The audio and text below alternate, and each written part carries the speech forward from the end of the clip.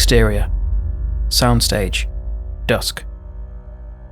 Truman finds himself outside. Really outside, for the first time in his life. Truman wheels around, suddenly realising he is not alone.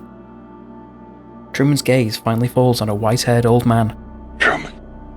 With a strength he never knew he possessed, Truman forces Christoph to the edge of the soundstage roof, threatening to throw them both off his counterfeit world. "You won't do it, Truman.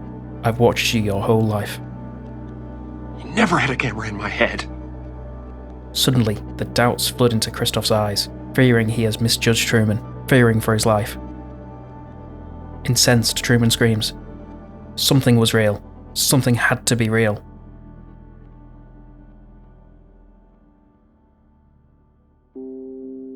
That was the original climax written for The Truman Show. Although still ending with a discussion between Truman and Christoph, the setting, tone, and character dynamics are drastically different. With the only commonality between the script and the film being Truman's line, You never had a camera in my head. This is just the tip of the iceberg when it comes to the differences between the script and the film, as while the narrative beats generally stayed the same, the location has been completely changed, and many characters' motivations and actions have altered, none more than Truman himself. The script opens on Truman crying in his car, his appearance balding and chubby.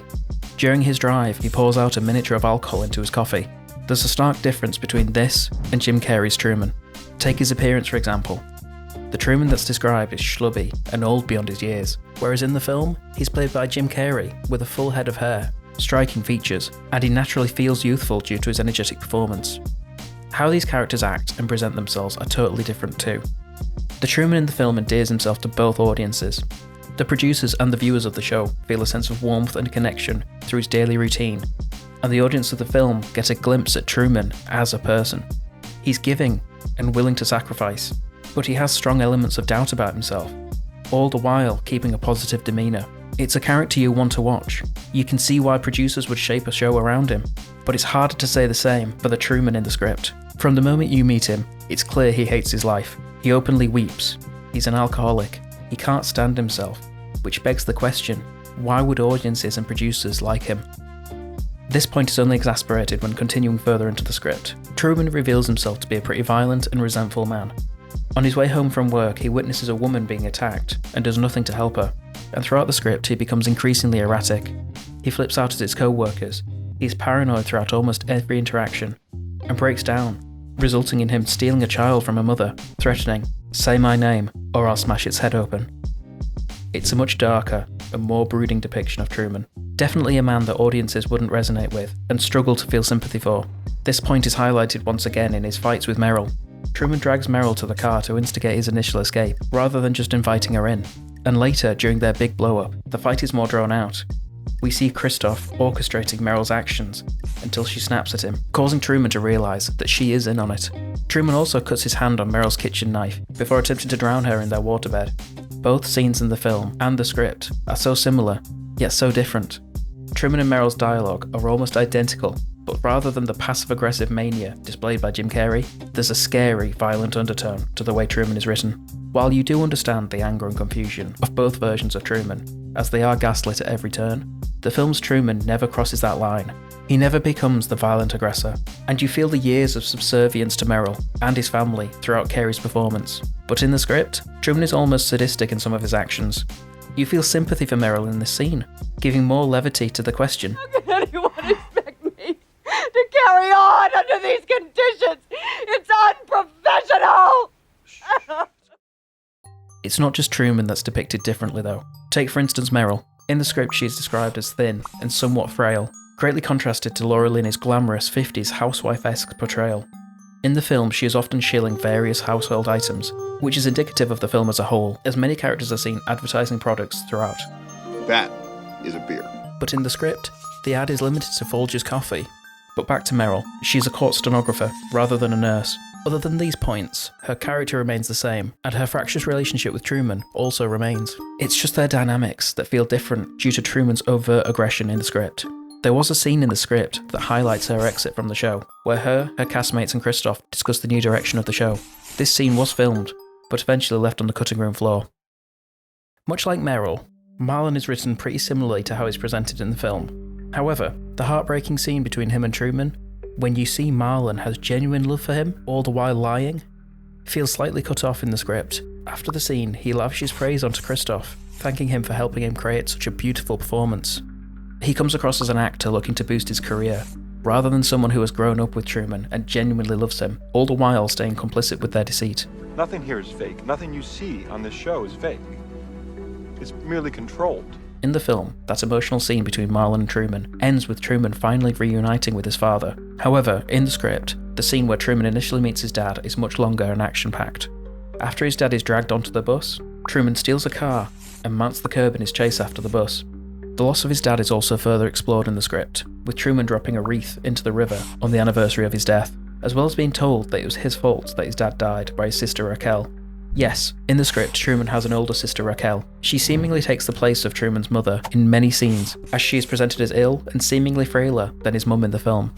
What's interesting about the scene between Truman and Raquel is that Christoph is actually playing the role of their mother.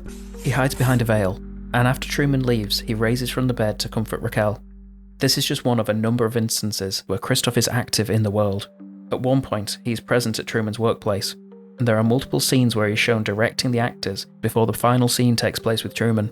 You see an extended sequence choreographing Truman's dad in the water, as well as a scene where Christoph meticulously directs the crowd in the street outside Truman's office, which feels very similar to the opening sequence of Truffaut's Day for Night, where the director films multiple takes of an extended sequence to try and get that perfect shot.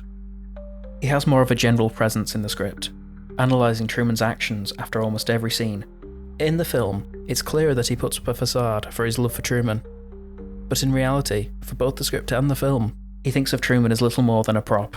Both versions of Christoph claim to know Truman better than he knows himself, but it's clear by the end that he didn't know Truman at all.